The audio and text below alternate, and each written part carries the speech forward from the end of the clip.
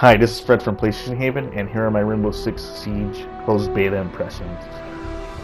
Last week was when the Rainbow Six Siege beta went out to pre-order players, as well as codes given from various social media sites. It's been 7 years since Rainbow Six had an installment, with Patriots being cancelled in 2013. For months to wait, Rainbow Six Siege premiered at E3 2014. What I saw there was a breath of fresh air for a stale genre. Having played it at this year's E3, I knew this game had potential. Now going into closed beta, here's what I liked and what I didn't like about it.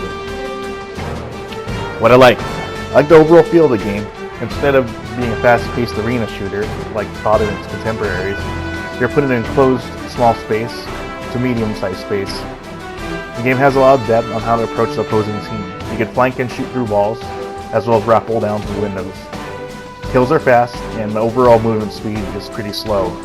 Also, mechanically, the auto-aim and any sort of hip-fire accuracy makes every shot count. It did really give me a lot more attention than playing some, say, Search and Destroy in COD, and something more like Counter-Strike. The amount of unlocks for the beta are well-rounded, with operators having a distinct ability such as Fuse's Cluster Charge, which fires multiple explosives through barricades, as well as Mute's Jammer, which stops the opposing forces' drones and deadens tracks during the planning phase. If that wasn't your thing, you could always pick the Recruit, which acts like a custom class. The beta included 2 modes for PvP, which were Bomb, which is similar to the Fuse maps in CS, and Securing Area, where the offensive team must take over 2 designated areas or eliminate the other team.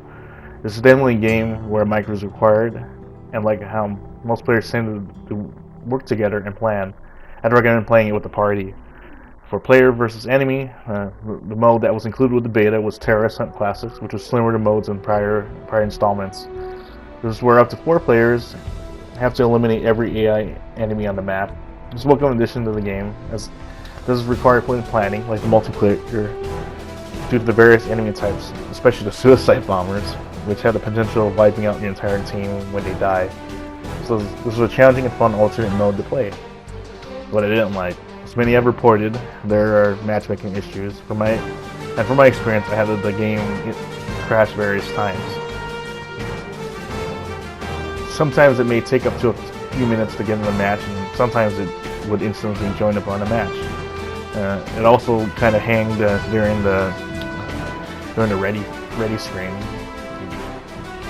And that caused a lot of waste of time right there.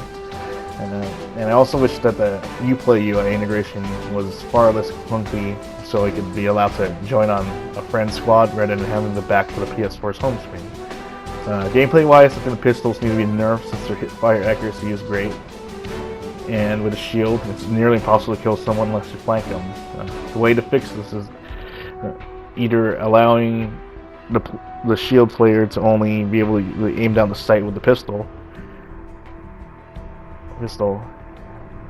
or having the shield have a limited amount of hits before it degrades and shielding.